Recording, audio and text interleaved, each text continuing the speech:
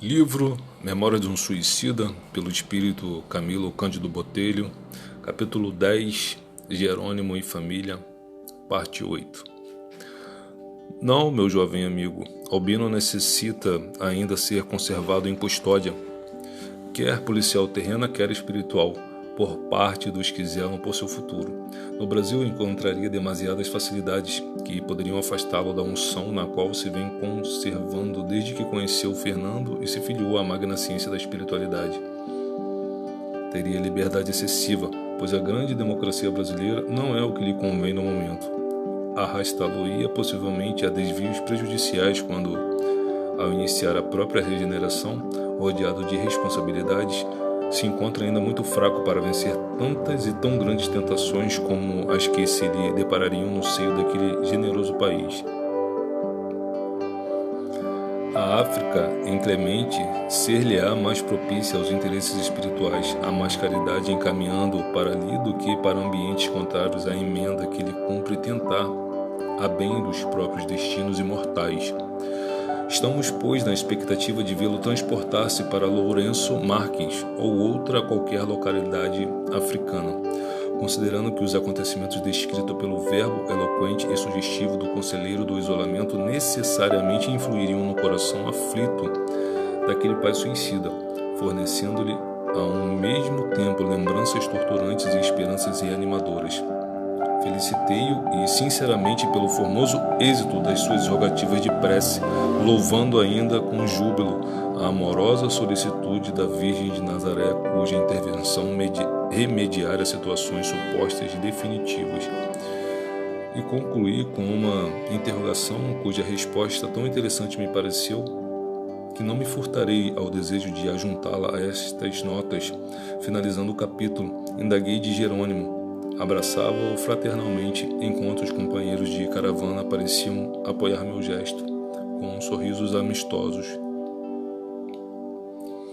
E agora, meu caro Jerônimo, resolvidos os mais prementes problemas que te ensombreavam de amarguras ou viver, não te sentirás porventura mais sereno a fim de cuidares do futuro que, segundo depreendo, bastante prejudicado já foi pelas aflições constantes e impaciências contraproducentes, em que te trazer a recordação dos seus filhos queridos? Não exultas sabendo o herdeiro do teu nome prestes a poder servir honradamente à sociedade, o coração aberto às auras celestiais de uma fé religiosa, que é como a bênção do Todo-Poderoso, glorificando-lhe o futuro? Não sorrirás resignado, sabendo tua loira Margaridinha, recebida no seio de uma família respeitável, tão respeitada que foi honrada com as atenções da Virgem, a quem suplicaste para encaminhá-la à reabilitação imorredoura? Sim, Jerônimo, estarás jubiloso. Todos nós congratulamos contigo, meu amigo. Só então levantou o semblante entristecido, enquanto respondeu com entonações lacrimosas.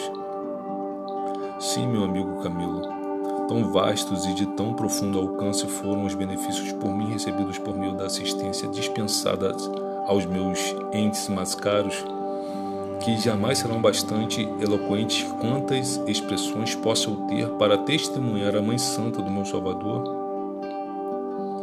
e gratidão que me enternece o seio, a não ser que, por misericórdia ainda mais extensa, venha me transformar em protetor de órfãos e abandonados, evitando que se despenhem pelos abismos em que vi submersos meus queridos filhinhos. Alenta-me a presença de que um tal milagre se concretize, ó Camilo, pois aprendi com os meus dedicados mestres desta casa acolhedora que o Espírito vive sobre a terra sucessivas vidas, nascendo e renascendo em formas humanas quantas vezes necessárias ao desenvolvimento ao seu ser em busca de bênçãos de Deus. Espero, portanto, aquilo mesmo fazer um dia na terra, com outra forma humana que me seja concedida. Se, como hoje ardente e sinceramente aceito, possuímos uma alma imortal marchando progressivamente para Deus, demonstrarei meu reconhecimento às potestades celestes, criando, reencarnado na terra, orfanatos, internatos amorosos e acolhedores, lares cristãos onde pequeninos órfãos estejam ao abrigo das dramáticas situações em que meu suicídio arremessou meus indefesos filhos. Sim, reconfortado, agradecido, esperançado eu estou, mas jubiloso ainda não, porquanto uma avalanche incômoda de dívidas a solver abrasa minha consciência, requeimando-a com os fogos impiedosos de 1000 razões para os remorsos. Eu não acuso Zulmira, porque também me sinto culpado de sua queda nefanda. A pobreza irremediável, as privações acumuladas, a fome torturadora foram algozes que a perseguiram e venceram, encontrando-a moralmente desaparelhada para a resistência necessária às pelejas diárias contra a adversidade, pois a infeliz, que no lar paterno fora educada às brutas, por mim, que a amava tanto, habituada fora a conforto excessivo e contraproducente, à ociosidade nefasta que o dinheiro mal dirigido produz.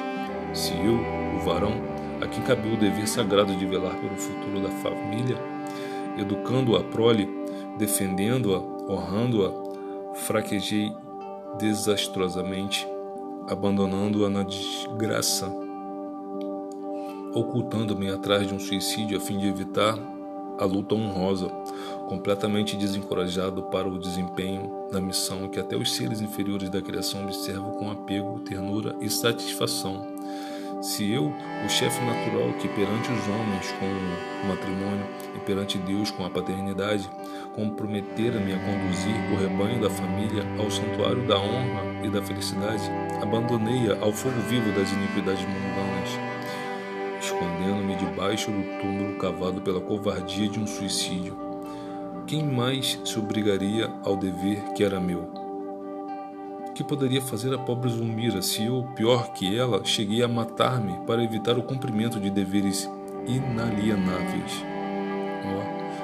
Para que Zulmira vencesse à frente da desgraça, defendendo e honrando 4 filhos menores, seria preciso que houvesse habilitado a luz de princípios elevados, sob orientação de adiantada compreensão cristã, como tantas vezes asseverou o irmão Santarém, vendo-me sofredor e inconformado com o seu procedimento. Pobre Zulmira. Porém, que como eu, ignorava até mesmo se com efeito era criação divina, não obstante a afetação religiosa exigida pela sociedade herética e hipócrita em que vivíamos. A oração é o meu conforto, assim como os estudos que vinham fazendo sobre a pretensão à nova concessão de um corpo terreno. E rendo graças a Deus por tudo isso, meu amigo, pois já é muito para quem absolutamente nada fez para merecer tanta misericórdia. Podeis prestar-nos alguns informes quanto às condições em que se verificarão as experiências novas do nosso caro Jerônimo, irmão Santarém? Inquiri, atraído pela sugestão dos ensinamentos que de todos aqueles fatos se depreendiam.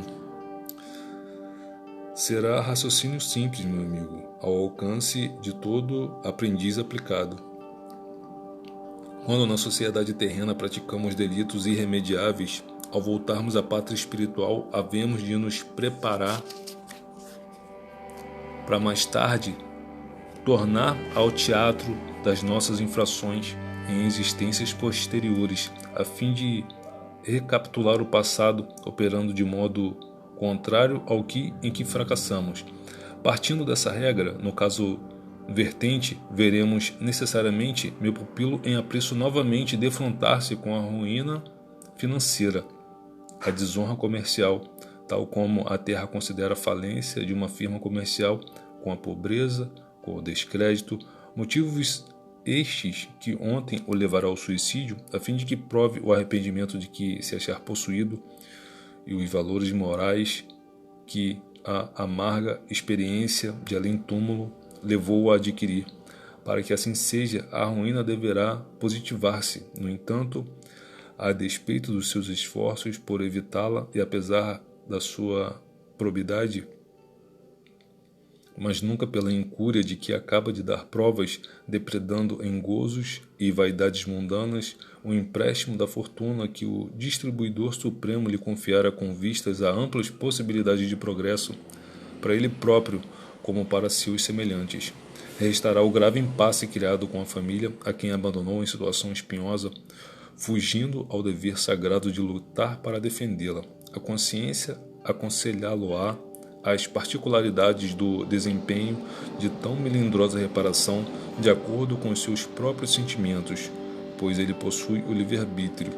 As pelejas da expiação, no entanto, os testemunhos amaros, os dramas que será levado a viver no âmbito das reparações inadiáveis serão agravados por um precário estado de saúde orgânica e moral. Males indefiníveis, que a ciência dos homens não removerá, porque serão repercussões danosas das vibrações do perispírito prejudicado pelo traumatismo resultante do suicídio sobre o sistema nervoso do envoltório físico-material, que então possuirá. É possível que até mesmo a surdez e uma paralisia parcial que poderá afetar o aparelho visual assinale seu futuro estado de reencarnado. Porquanto preferiu ele matar-se dilacerando o aparelho auditivo com um projétil de arma de fogo, e sabeis, meus amigos, que o corpo astral, ou perispírito, sendo como é, organização viva e semimaterial, também se ressentirá forçosamente com a bruteza de um suicídio. Assim, modelará o futuro corpo padecendo mentalmente dos mesmos prejuízos. Despedimo-nos do irmão Santarém com as lágrimas a oscilarem em nossas pálpebras. Não tínhamos expressões com que agradecer a gentileza das elucidações proporcionadas. Abraçamos Jerônimos e saímos, penalizados com a gravidade da situação que o premia, pois, apesar de tudo, quando acabáramos de saber, o pobre companheiro não passava de um solitário circunscrito ao isolamento, de onde não se afastaria nem mesmo a fim de visitar os filhos, senão para se instruir dentro da medida das próprias capacidades e sob vigilância severa dos mentores.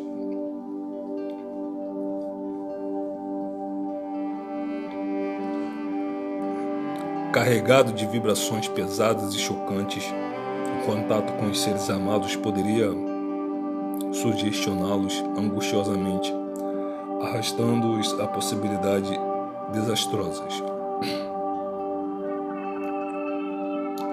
Deveis encerrar essa série de visitas com uma pequena demora pelo departamento da reencarnação,